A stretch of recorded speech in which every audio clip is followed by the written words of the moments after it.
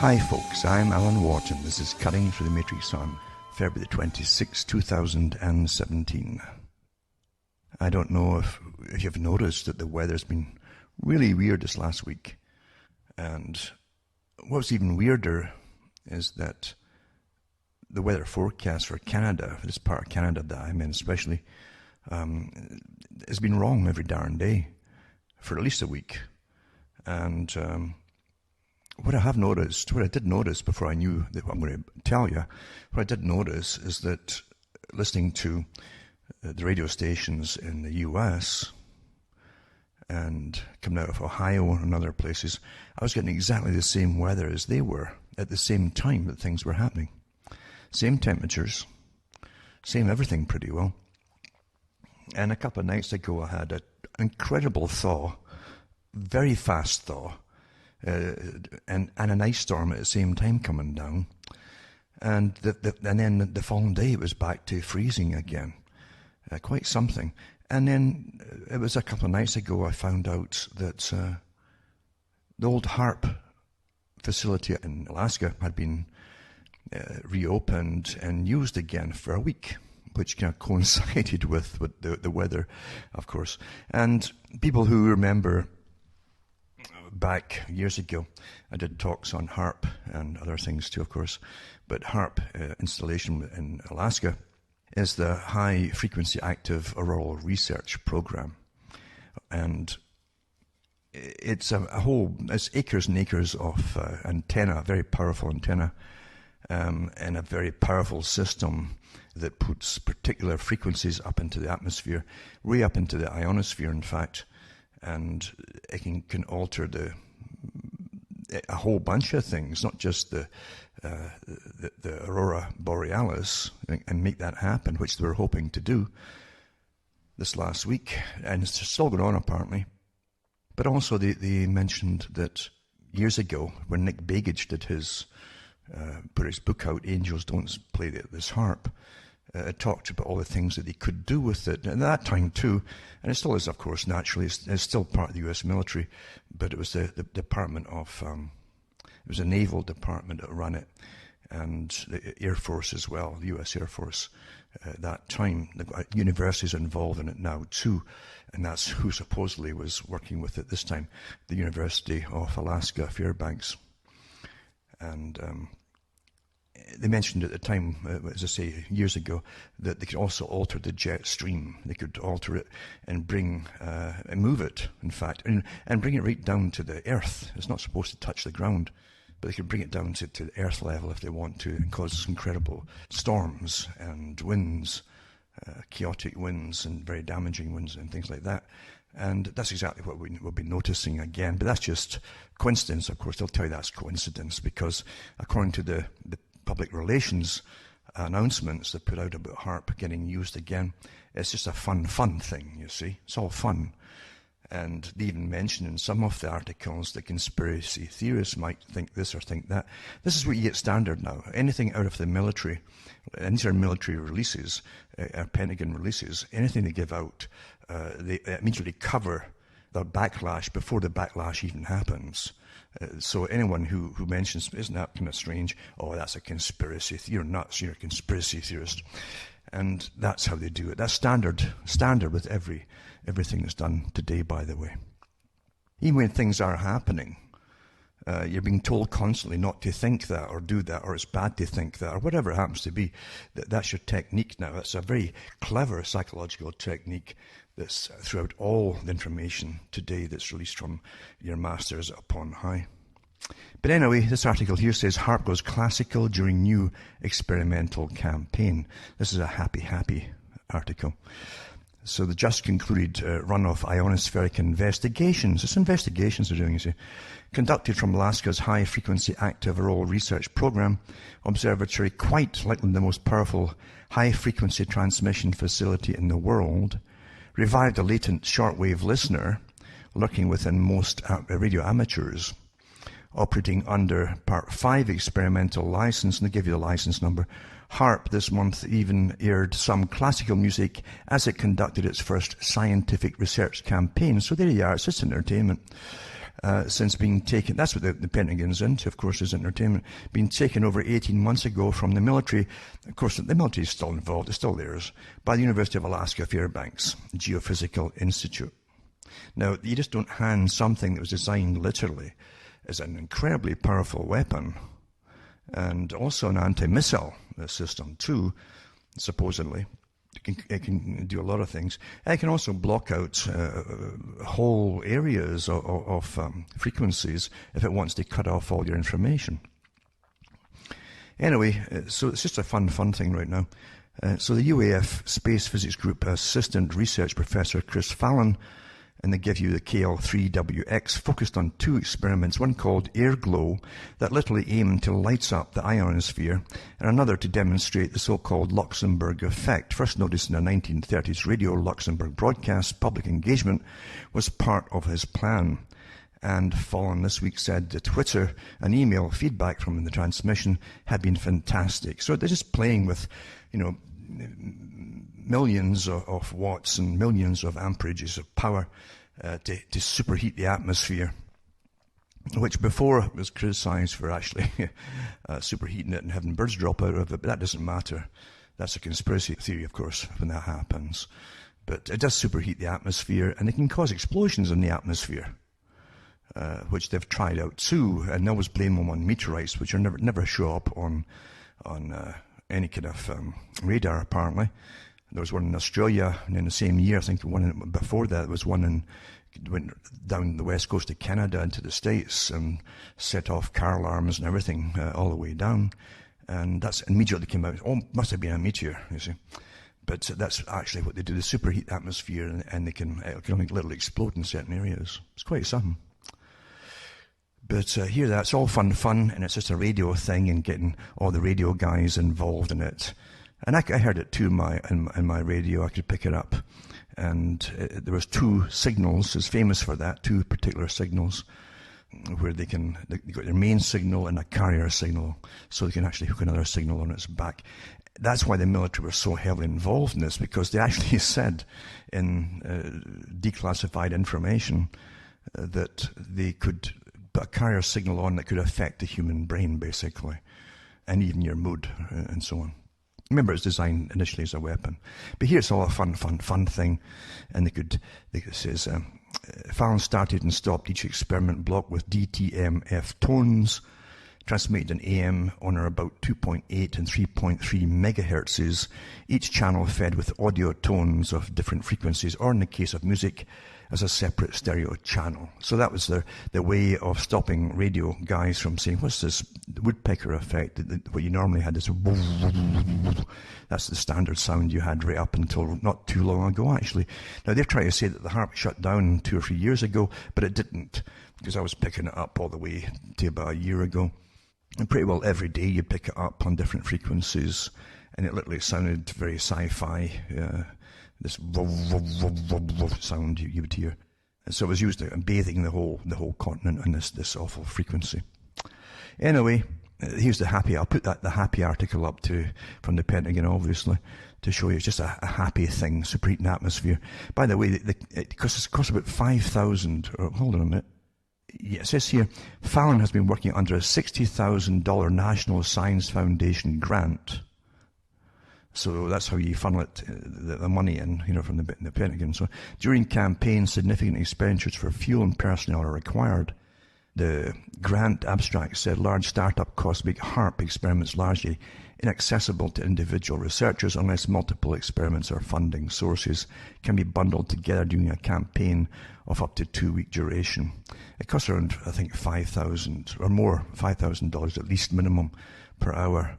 Just to fuel it, just for the fuel. And sometimes, I think too, before they were tapping into the grid, probably from Canada, and the power was going out. That was happening a few years back. And strange enough, the power did go out here a couple of nights ago again. So I wonder, we'll never know, eh? And it'd be a conspiracy theory if you tie that in. Which is the beauty of people who do things, never admitting it. Then they can always call you a conspiracy theorist if you catch on. Anyway, there's that article. Then there's HARP schedules first experiment since the UAF takeover. It says experiments are scheduled through the end of the month at the High Frequency Active Auroral Research Program. The research station, they call it a research station in Gakona in Alaska. And again, Alaska Fairbanks University professors, who no doubt will be CIA clearance and all that kind of stuff. They have to be for anything they find out that's important. They're involved in it. So there again, they create an artificial aurora. Well, I've done that many times over the years since we were using it every darn day for years before, so that they don't have to find out anything about the aurora, as you well know. It says it's being operated as a pay-as-you-go basis, similar to the Poker Flat rocket launch facility it runs for NASA. So it's obviously very important up there, eh? She said HARP is expected to be online for less than a day during this first run of projects because it's costly to operate. It's been banging every other day, I've noticed it on the radio. The rate for running HARP runs about $5,000 an hour. Mitchell said the generators are very expensive. It takes a lot of fuel to run per hour. It says the generators energize HARP's 3.6 megawatt transmitter, beaming signals through 180 antenna into the ionosphere 50 to 600 miles above the Earth's surface. It says the public can track what's going on through HARP's Facebook page. I'd rather listen to it through the radio. And you can pick it up and you can actually catch the frequencies that it's on. Oh, it says here too, this whole thing about, it's a happy thing in Facebook and so on, is part of an effort to debunk lingering conspiracy theories about what happens at the former military research facility. Those are the ones include weather and mind control. See, that's rubbish. That's nonsense. That's you can actually see Nick Bigage's talks, and in fact you can actually see CBC, Canadian Broadcasting Corporation. They had an interview with some of the people, that one of the main guys up there, he was a public relations lawyer for the military, and you'll hear what they admit to, and they actually show you in the Nick Bigage articles and so on what they said that this is capable of doing. And it certainly can affect your moods and so on. So here they go in and ridicule it by saying mind control. So it's just like a fireworks thing, just a nice fireworks thing, a pretty sky thing, you see. That's why the military is involved. They created it because they like to make pleasant occurrences happen up in the sky for you to watch. Nice colours in the ionosphere, you know. It first came out, by the way, in Canada in the 1970s, where a facility in Montreal caught what they called the woodpecker effect, this tapping sound. Now it's much more prevalent over the last few years when they've been using this HARP facility. And mind you, they have other ones now too that are mobile. And you don't need to have them all up in Alaska. They can be anywhere where you can deliver enough power to use. I'm sure many countries are using them. And by the way, I'd only found out yesterday too, I think it was, when I was looking at the HARP technology, this frequency technology, and I think it was a British military company, armaments company, that came out with it for the US in the first place. So, big business for warfare, eh? Oh, sorry, making pretty lights in the atmosphere. Sorry, I was forgetting myself there.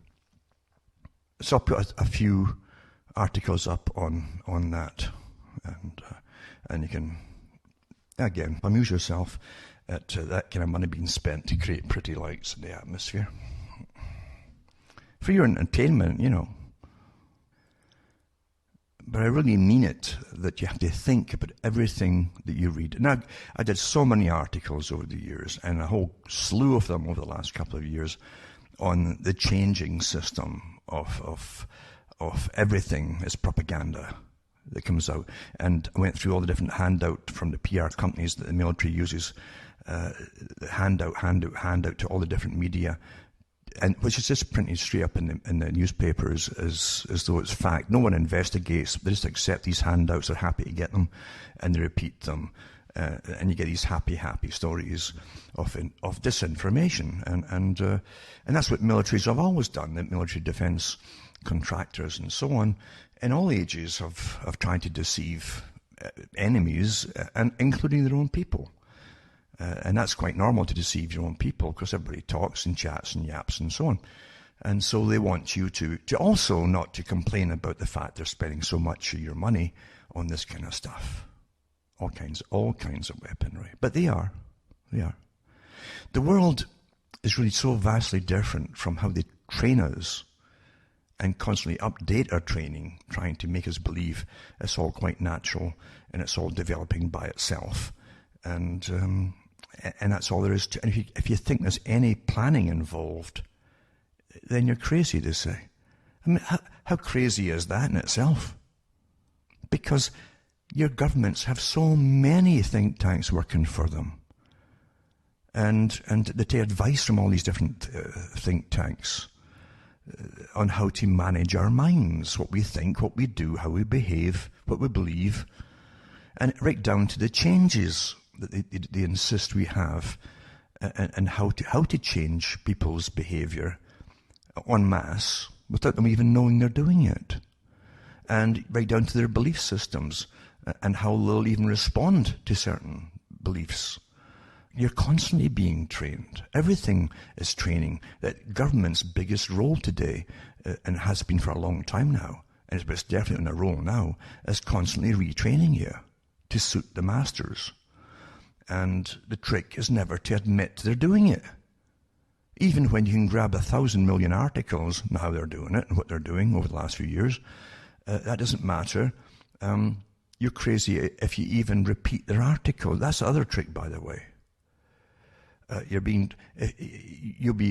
Whenever you get a force coming against you for saying something that's just repeating their own articles, then it's because they don't. It's because you understand what the article means, how it's said, and you can put it across. You'll get hammered. You will get hammered, and they'll hit you with all kinds of stupid things and crazy things that have nothing to do with what you're doing. And you're constantly being retrained, constantly being retrained. It's so dangerous now. It's sad. It's sad. It's like the end of humanity, as far as I can see. I really mean that. I really, really mean it. When I was young, I used to think, well, they could never, ever totally control people's behavior, right down to the topics that they talk about and think about, or even obsess about. But they do now. They can do that, and they do it now. And they can turn. I used to think too, a long, long time ago, I was going through on someone else's show, I was going through religion, and it hit upon Revelation in the Bible, and it hit upon Old Testament things. I remember too, there's a lot of old philosophy, in a sense, wrapped up about human nature in these stories that you read. But it's also to do with techniques of control and warfare and so on. And one of them was about how children would turn against their parents and wives against their husbands and all the rest of it. And I thought even when I was maybe up to the age of about 12, I thought that'd be kind of hard to do. How could they do that? But they can. And then throughout my life, I lived through it as they did it all with the different revolutions, cultural revolutions. I watched it happening. And I listened to the songs that they churned out there. As Bob Dylan told the parents to get out of the hallway, they're in the way, basically, the revolution, things like that. And that's how you train the youngsters to emulate. You give them the idols, you give them the stuff to sing to. It's very simple. And they turn against their parents. Then you also had the front guys out there who came out with the repetitive chant of "Don't trust anybody over 30," and then they reduced it until the only people that the children would bond to that were older, slightly older, were the teachers. That's why they started getting younger teachers and firing the older teachers. I'm not kidding you. This is all the behaviorists at work. Think tanks of behaviorists and psychologists and neuroscientists. See, that's what psychology is really for. It's not to help anybody out of a mess. It's really to, anybody can do that with a bit of comfort and help. But they're really there to study what works. Nudge the person, how do they react to the nudge, blah, blah, blah, blah, blah. And so it's to control folks' behavior. That's what it's for. It's a dangerous weapon. Now, many folk threw their religion out the window and jumped on psychology as the new religion. The new, better, softer kind of religion that would help people. That's how they saw it. And of course, it turns out to be used mainly on controlling populations, masses of people.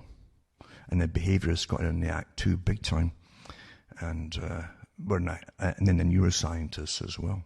So it's all about control, and that's what all the money is going into in all these different fields is control, control, control, control. And they decide what kind of people that they want to create through all this control. And they also decide how to stigmatize different groups of people or individuals who see through it all and don't want to go along with this control. And they like to drug folk, actually, who can speak out now. And children, too. Because they can see something wrong with all of this mess. So drug them, then they're no more of a problem, you see. And I'll be talking about that tonight, too. But here's an article, for instance, that kind of ties in with it. A few articles do. There's not much out there apart from what's happening in the US, and that's almost getting to be taboo as well, I think, to be honest with you. Because everyone's up in the air as to what's actually happening. Anyway, I mentioned this phrase well-being and how this is a new type of way of controlling masses of people, even countries, whole countries. Well-being. You could be starving to death, but if you felt good about it, then you're okay. You got get this little chick. It's a way, in other words, to try and find out just the critical levels of how to abuse whole populations. If you can keep them feeling well about things or keep them busy and entertained with cheap entertainment when their bellies are rumbling or whatever it happens to be, then you control them. You get to know the limits, just how far to push in any particular area. I'm not kidding you. That's how things are.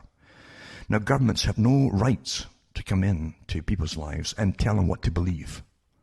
We have that across the board in all countries now, as you well know. There's certain topics you've got to avoid that used to be classified, called insane even, But now, no, not now. You better just go along with the flow. I mean, this is how bad it is. That's how bad it is. Government's intrusive well-being surveys quizzes school pupils on habits at home. And this is from the UK. And it says the well-being surveys are part of the Scottish National Party government's. I mean, there's nothing been more communistically, socialistically run since this old Soviet Union in Scotland right now. It's the test bed for all these programs that Gerfec have gone through. And then the latest one is getting it right for every adult as well. So they started with the children, now it's adults, and until literally the government's right in your home. Right in your home, and constantly testing you. Constantly. So here they are, It's called SNP government's Realigning Children's Services Program. The well-being surveys, and double-speak it, well-being. Oh, well, who's going to complain about well-being? It's for the good, isn't it? Well, make you well. They're part of the SNP government's Realigning Children's Services.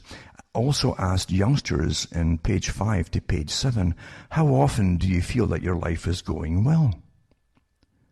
Now, children, as far as I remember it, half the time you didn't feel you belonged anywhere. You think you came from, you're a Martian sometimes, because you're growing up, you're looking at all these strange things, you're trying to figure out everything, how things work, how everything's going on, what's it all about, and all that. And then they go through even adolescence, and later adolescence, to try to reassert themselves and find out who they really are, and they learn to stand up for themselves and things like that. Anyway, it says they're also asked how often they brush their teeth. Well, you see, and these questions are also to throw you off. Brush your teeth. Whether their parents, now right from there to whether their parents have bad fights, and if they have a garden to play in. One question states, how much do you worry about adults drinking too much alcohol at home? While others probe for information about consumption of fruit, vegetables, and fizzy drinks.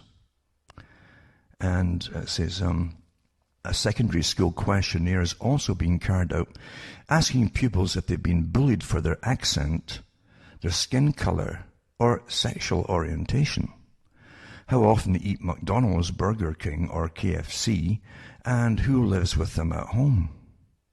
The children, some as young as 11, are also asked if they have ever taken any of a vast array of drugs, including speed, amphetamine, crystal meth, LSD, ecstasy, heroin, crack cocaine, methadone, ketamine, or synthetic highs such as benzofury, MCAT, Clockwork Orange, or Black Mamba. A third survey is for parents and carers and probes personal issues such as how often their child has visited a GP or that's admissions and emergency over the past year, whether both parents live together, and how often neighbours are asked to babysit. One questioner asks how much the pupils worry about adults drinking too much at home. Mums and dads are even required to say where they dislike their child, where their child can be sneaky or manipulative, and even if they are fit enough to climb stairs or push a vacuum cleaner. Although the surveys are anonymous, what a lie. In this day and age, nothing is anonymous. It's all done for a very important reason at the very, very top. The answers will be linked to individual identity numbers, well, there you go, and shared across the whole public sector.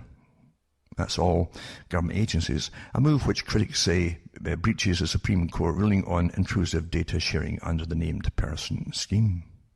The surveys are voluntary, although some parents in Falkirk, North Lanarkshire, the two areas where they're currently being carried out, claim the choice is not properly explained. They never do that. I'm from the government, and the folk immediately cringe because they've been trained to do that. And it says, Patricia Vaz from Falkirk says, my 8-year-old daughter, 8 years old, came home from school with a form regarding a survey that they were taking in school about well-being. There was a tear-off slip for parents. They opt out within 10 days, but no date on the form, so no way of verifying the deadline.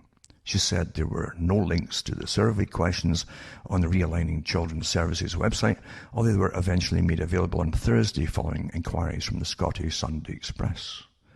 Ms. Vaz added, I know from the named person court case that it was the data sharing element of the legislation the Supreme Court ruled unlawful, and this survey is a fundamental part of that agenda. Well, I think the whole thing's unlawful, don't you? Don't you? I mean, what's the government, what do you expect from a completely communistic socialist government? And that's unfortunately what they've got in Scotland. They really have. It's the old Soviet system on steroids. And, the folk there have been so bashed and worn down and out of work for so darned long, they go along with all this stuff. I'm not kidding you. Because Scotland, when I was small, I remember in the newspapers, and I was only, 8 or 9 maybe, and it was a big world meeting we were having at the time. And it was by the Royal Institute for International Affairs, which is the big private organisation that also owns Council on Foreign Relations, European Foreign Relations Council. It's all one big world club, this private club that plans the future for everybody, that you don't vote on, that puts all your politicians into. And this big meeting we were having in London at the time was to do with the future of Britain, because they were going to merge it down the road into the whole European Union and so on. But it was also to do with work and all that. And they're deindustrializing Britain heavily from World War II. That was part of the big plan that they never bothered telling the public about at the time.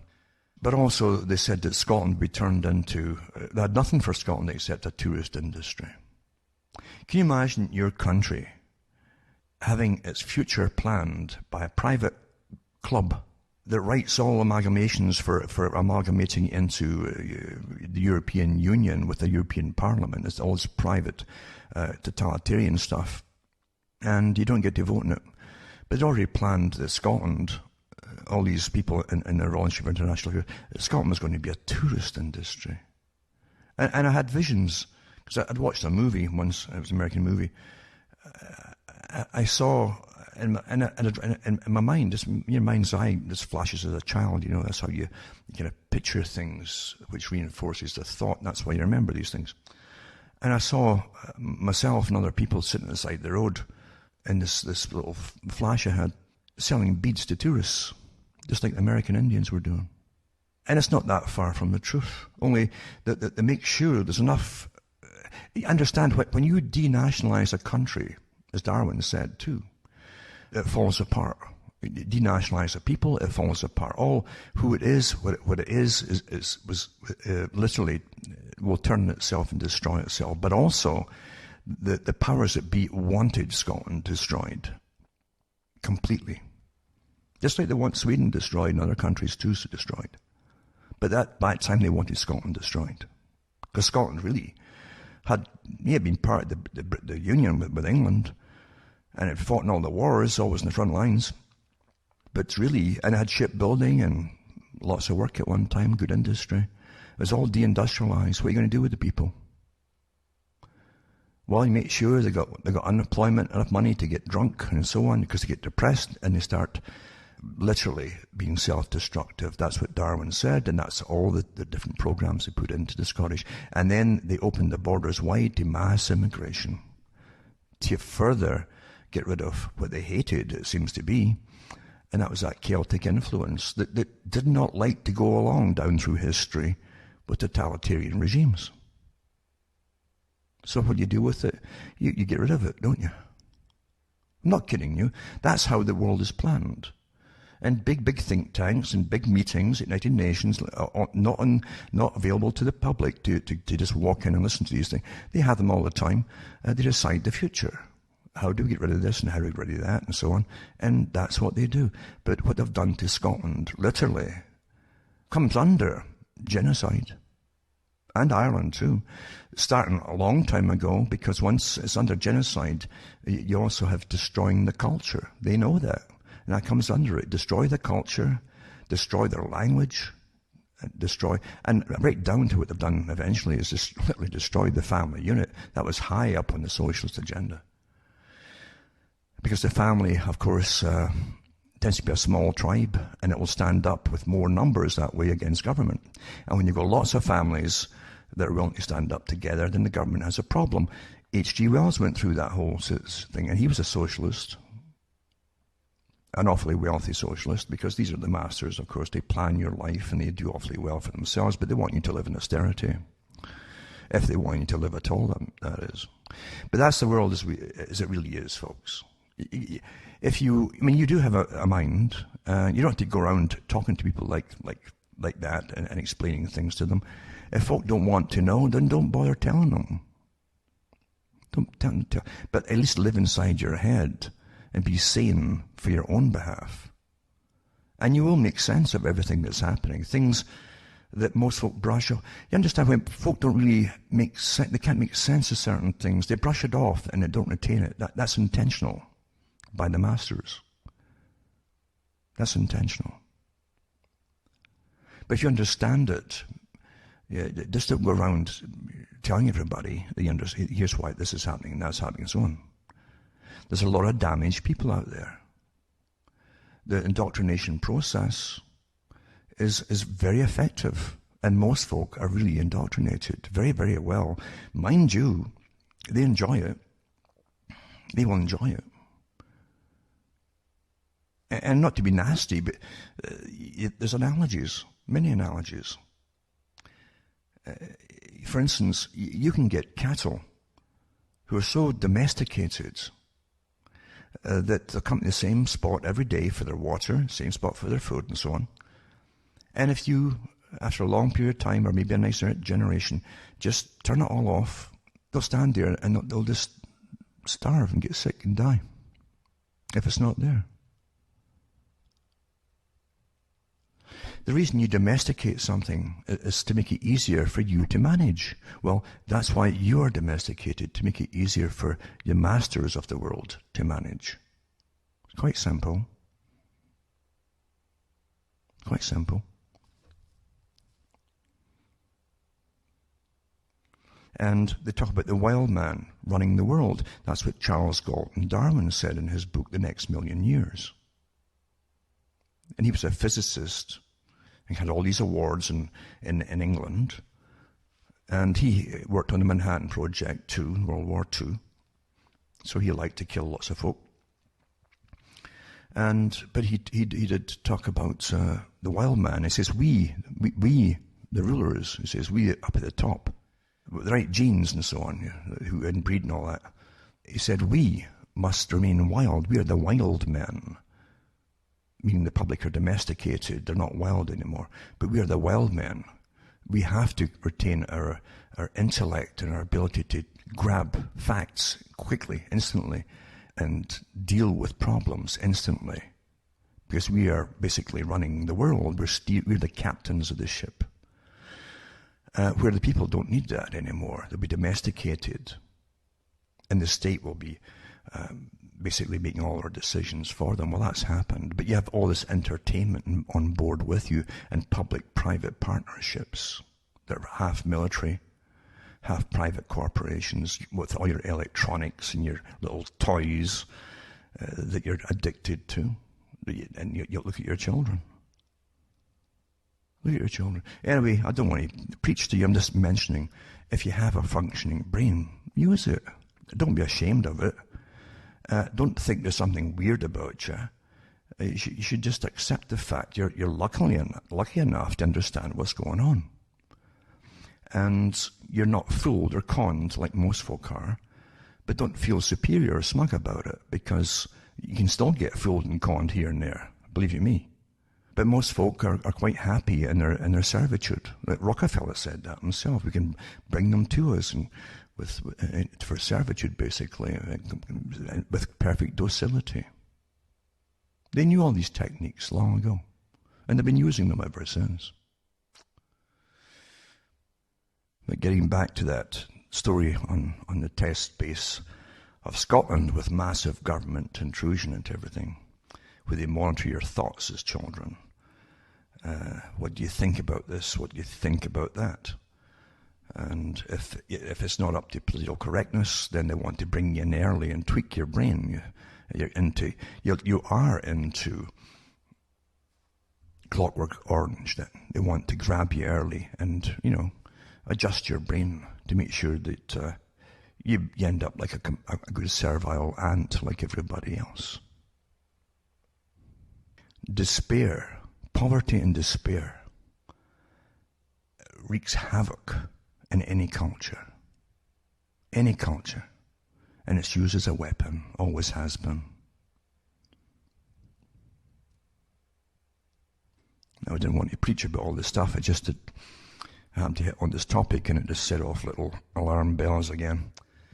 But that's that article there, and I've done talks on Gerfeck from Scotland as well, where the government literally they put an advocate in every home from the state who must get access to the child, and also can sleep on the family and all the rest of it. It's just disgusting. That's for every citizen, by the way. And then there's another article here. It says, if this is the future of social work, God help us all. And I think this is from a social worker, actually. It says, I work for a council social work department. I guess it's in Britain too. Hold on a second. And I guess it must be socialworktutor.com, it's called. And I guess it might be in Britain, I don't know. It says a social work department is currently being supported by an outside firm who've been brought in to help with our transformation program. They love transformation. This is the century of change, transformation, remember? Where they really domesticate everyone. No one is missed. No one slips through the net. That's their own words, by the way, from other articles I've read over the years. This firm managed to save a lot of money for a council in a different area.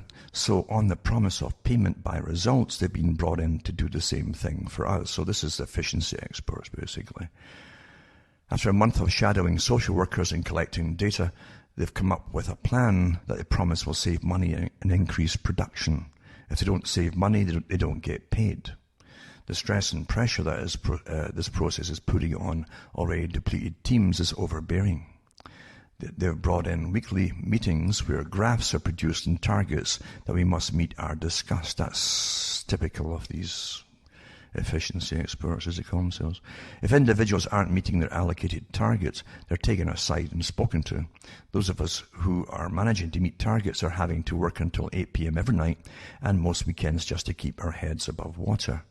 If by some miracle a social worker has completed all the tasks they have been set for the week, they're still pulled up about something called their throughput and told that they should be getting through more work.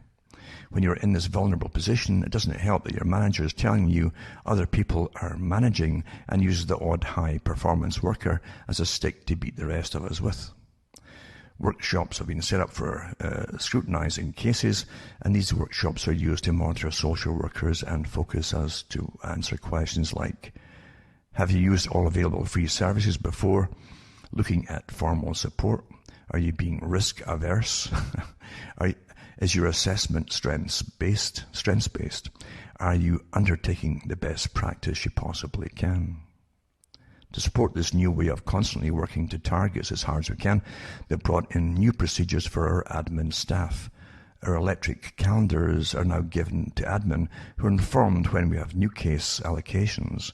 They now look at your diary and boost visits in your calendar without checking with you first.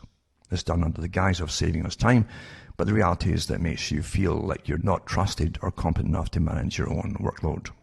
What it actually does, also, amongst other things, is make the people become bosses to the so-called clients or patients' clients that they see. It makes them bosses. Get on with it, take it off and run off to the next one. That's what it's really about. It's less personal, humane treatment. That's what it all works out to be. And life is coming that way. And the big boys at the top want it to be that way. They'd like to just press little buttons and have us all do exactly what they want us to do at that particular time. I'm not kidding you. It reminds me of the old movie, THX 1148. I think it was 1148 anyway. Of a future society, total control of everyone, almost the state of humans being robotic in their reactions and so on, kept drugged to an extent to make them compliant. But what's interesting in the movie, a lot of the good points interesting in the movie, in fact, was it kind of ran along that line of a tiered society, public-private, right down to having the ultra-elite at the top that owned everything, basically, which is always the way, like Charles Galton Darwin prattled on about. But also the Darwin family, Aldous Huxley and so on, his brother Julian, all related, by the way, to each other. And Julian Huxley did mention that he belonged to the scientific elite. So you had at the very top the ones who own it all, financially and run all that kind of stuff. And then you have underneath them the scientific elite that manage all the people underneath them through different scientific techniques and management and psychologies and so on. And that's what you had in THX movie 1148. You had, if you really watch it carefully, every drone, every human is managed so well, right down to sexual release and so on by machines and things like that, and a form of a semblance of almost normalcy in some ways. But also they had in it the management of the individual. When the individual went off his actually prescribed medication, everyone had to take medications to keep them in this drug state, but still able to work in their monotonous jobs. And dangerous jobs too. If someone went off it and started to think for themselves, they didn't have the information just to know things. I mean, can you imagine getting off drugs for your whole life? You've been drugged into compliance and so on, but you don't understand what's going on. You don't even understand the system you're living in.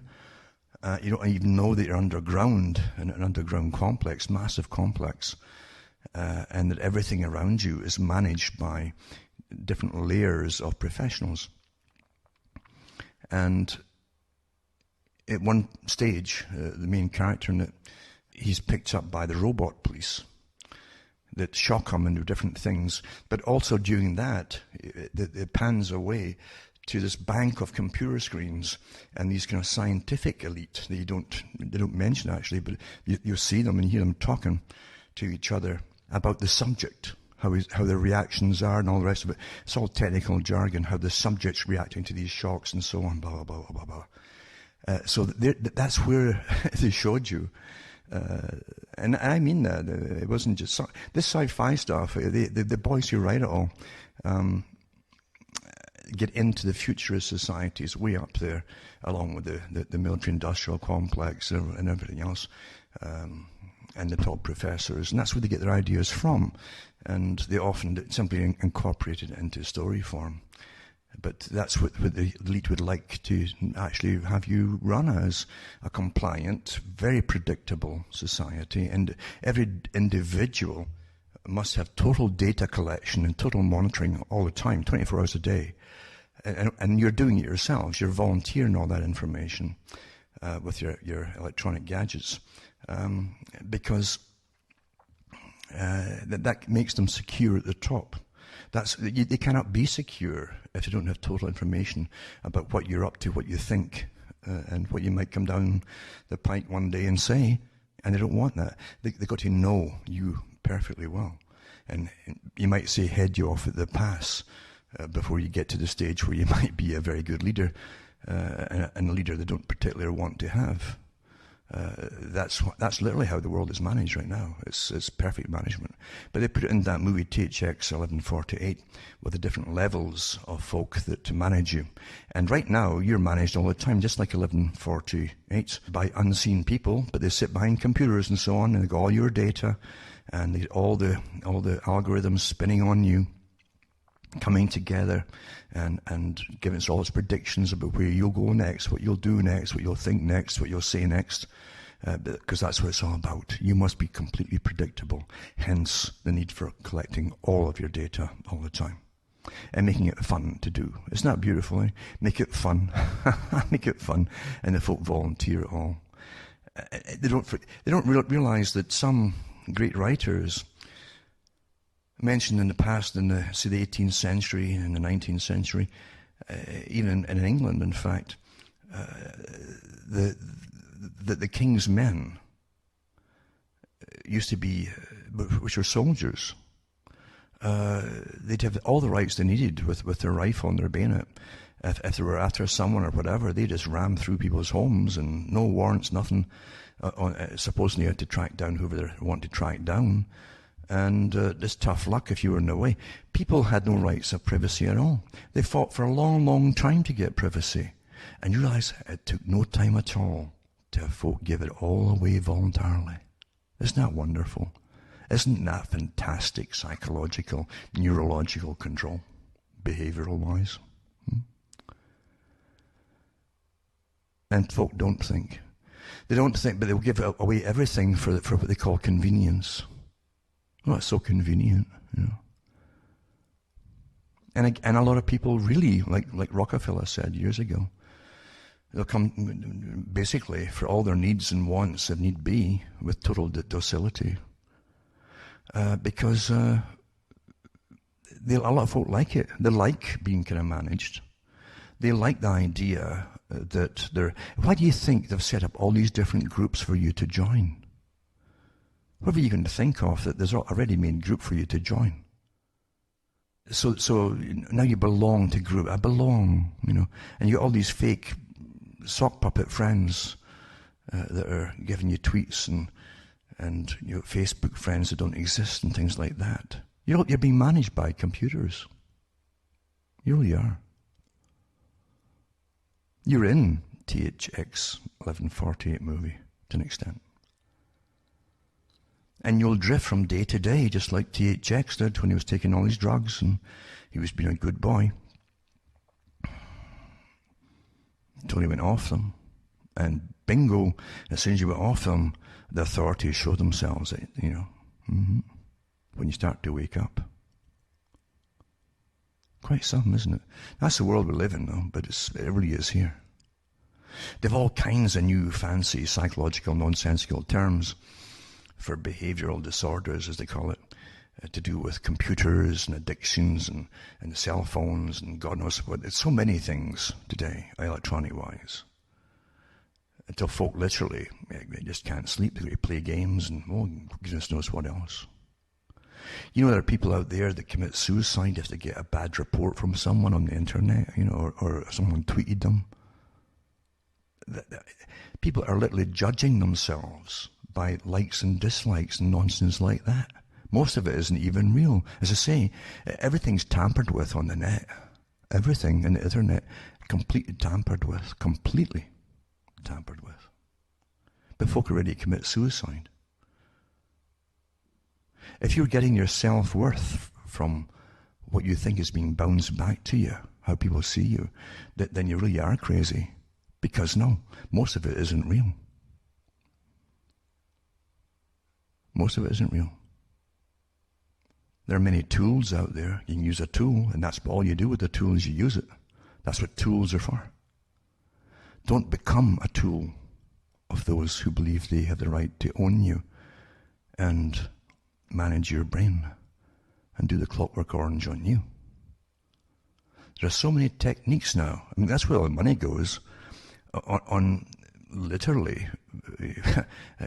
You always make you laugh at mind control.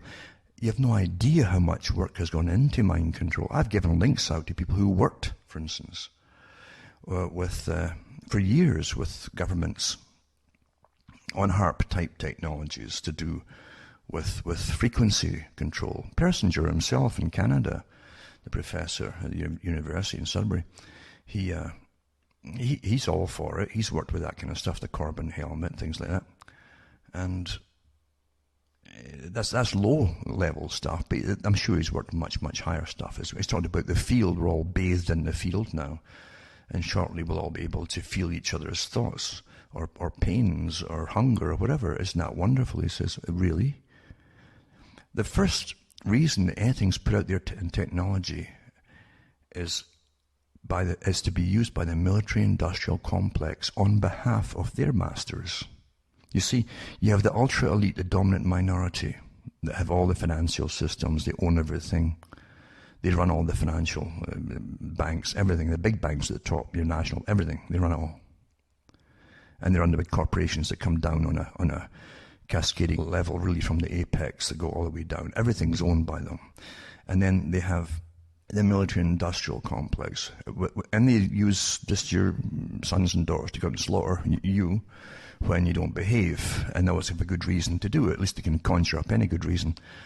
And then they also have to manage you at home more effectively most of the time. Psychologists, think tanks, neurologists and behaviorists all working together, nudging you, prompting you. Sameness is a thing, creating sameness.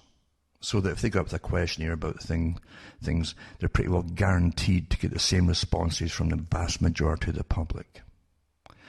And when not enough people are going along with the same responses, they want to find out why. They immediately do surveys to find out why, to find out how to combat that, to bring even more folk under their spell. Mass behavioral syndromes are being created all the time by experts. And when you catch on to it, they'll poo-poo you and laugh at you and all the rest of it, because that's standard with all military-industrial complex systems. And that's part of the military-industrial complex, believe it or not. There's lots and lots of people trained at the Pentagon and for public relations, which is really propaganda purposes. Lots of them. Some of them are even radio hosts. You know. But you don't spend years in the Pentagon being trained in public relations without knowing how to spin things, to make things more palatable, even things which shouldn't be palatable, to make them appear palatable to the public. You soften them an awful lot. But we're constantly getting it, aren't we? Constantly. And as I say, look at all the different so-called new diseases and so on, complaints, blah, blah, blah, blah, blah. Now I'm going to just finish off by giving you this article. Children in state care allegedly medicated as punishment. This is Australia, Queensland's Public Guardian finds. So there's one. And then naughty children are being diagnosed with oppositional defiant disorder and then drugged. So unfortunately, there's not enough people out there to tell children to think for themselves and hide it. Because some governments now want if they can see that little bright spark coming off you, they want to make sure that either they can use you, and if they can't use you or you won't go along with them, they've got to change you by drugging you. They can't have you. That's what you find that Many people in the past that were big players in all this system talked about the children that would not be brought on board, wouldn't allow themselves to be brought on board and used against the rest, basically. Well paid, and they'd take the bait and the big paychecks and so on. Then you'd have to literally eliminate them. And I've mentioned before about Russell talking about that kind of thing back in the 30s and 40s in his books. Education and the Good Life and various other ones too. The Scientific Society. But go into the archive section at cuttingthroughthematrix.com, and there's thousands of talks I've given over the years. They go through all this kind of thing. It's awfully important. If you really want to know, most folk don't. They want to be fascinated by things. They can't get facts given to them without really a TV entertainment show going along with it and presented by cartoon characters or something like that. That's what folk want now. Unfortunately, it's true. And that's what they're used to. That's what they're brought up with, and that's what they want. They have a hard time. They can't read anymore. They have a hard time concentrating. They can't listen to just audio, most of them. The attention spans. But put a figure on the screen, even a cartoon, and they'll listen to it, even as adults. It's quite fascinating, the studies on this very topic that the big boys have done over many, many years. Quite something, isn't it? Isn't it something? The world in which we live. They take for granted and you think nothing's happening and it's kind of boring. You have no idea how important you all are individually. Because your government spends a lot of your money on you to observe you, change you and alter you in your behaviour and to make sure that you're politically correct. They really do. They really care about that. But there's nothing out there really that Bertrand Russell did not discuss, because he belonged to the Macy Group, the Frankfurt School, and a whole bunch of ones that created the future that you're living in today. And still, a lot of it you've still to go through. They planned it all. The cultural revolutions, even the miniskirt. They planned it all. And promiscuity has been the norm, and so on and so on and so on and so on. But were planned by guys long dead in think tanks, paid for by your tax money via your governments. Quite something, isn't it? So whenever you feel that you're unimportant and you're depressed and you're nobody, don't believe it. Your government spends a lot of cash to monitor and watch you. And they've spent a lot already going through what they call schooling today. Your indoctrination process. Yep. And there's a lot of agencies all employed at the top, just like THX 1148, observing your every move and how you react to everything that comes across that flickering screen. Well, it doesn't flicker anymore, does it? They've got much, much better over the years, I must admit. Very hypnotizing. That's what it's done for high definition. Very hypnotizing. But believe you me, you may be watching that, but there's another face always staring back at you. Sad but true, isn't it? And that's the way it really is. Now, I hope you can keep warm, all the people who are living in the snow like I still am here. Big melt, as I say, because of the harp, no doubt about it. And it's back to snowing today heavily and cold temperatures. So I hope you're all keeping warm and can afford to keep warm, because all the carbon taxes are coming in too. I was going to touch on them tonight, but there's no time. Let me do that next week.